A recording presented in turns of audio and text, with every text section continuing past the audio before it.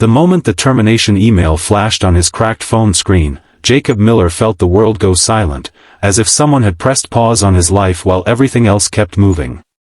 It wasn't the words themselves that hurt the most, but the timing, the early morning rain soaking his worn jacket, the empty lunchbox in his hand meant for his son, and the knowledge that this firing had been planned long before today.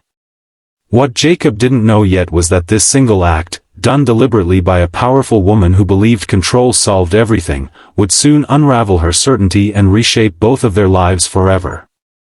Before the story goes any further, if you believe in kindness, second chances, and the quiet power of integrity, please take a moment to like this video, comment your thoughts, share it with someone who needs hope, and subscribe to the channel. Your support helps stories like this reach hearts that need them most. Jacob was a single father living on the outskirts of Columbus, Ohio, raising his 8-year-old son Noah since his wife passed away 3 years earlier from a sudden illness.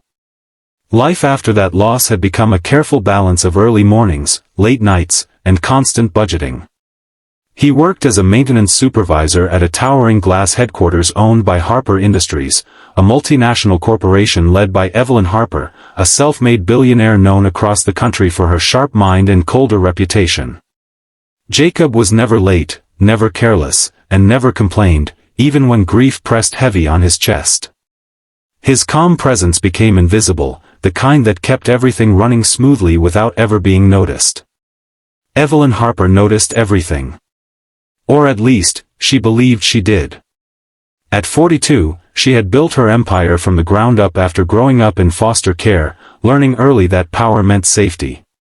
Compassion, in her world, was a weakness that people exploited.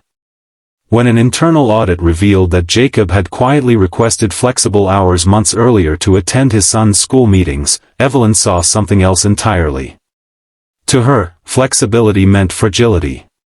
She made a calculated decision to fire him, not because he failed, but because she wanted to test a theory she'd carried for years, that people broke when pushed hard enough, and that strength only revealed itself in collapse.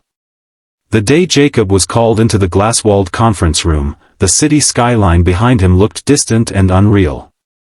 He listened as the corporate reasons were laid out in sterile language. Downsizing.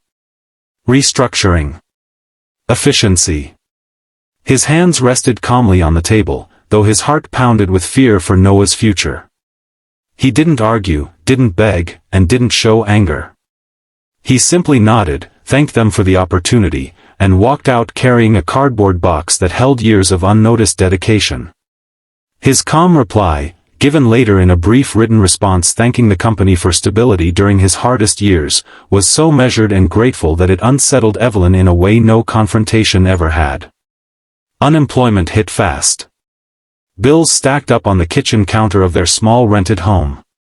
Jacob sold his old tools, skipped meals, and smiled through it all for Noah, who sensed the strain but trusted his father completely. Nights were the hardest, when Jacob sat at the edge of the bed after Noah fell asleep, whispering prayers into the dark, asking God not for wealth, but for dignity and direction.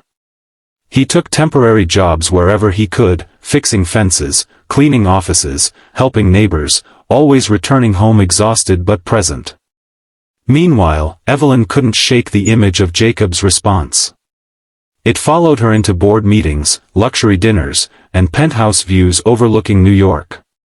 She had expected resentment, maybe desperation, something to confirm her belief that people needed pressure to reveal their true nature.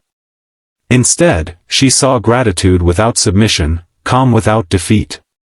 Curiosity crept in where certainty once lived. She ordered a background review on Jacob, intending to justify her decision, but what she found unsettled her deeply: a widower who never missed a school pickup, a man praised quietly by co-workers, a father volunteering at a local church food pantry every weekend. Weeks later, a powerful storm flooded parts of Columbus, damaging several Harper Industries properties. Evelyn, frustrated by repeated failures from outsourced contractors, made an unannounced visit to oversee repairs herself. Fate placed her at the same warehouse where Jacob had once worked.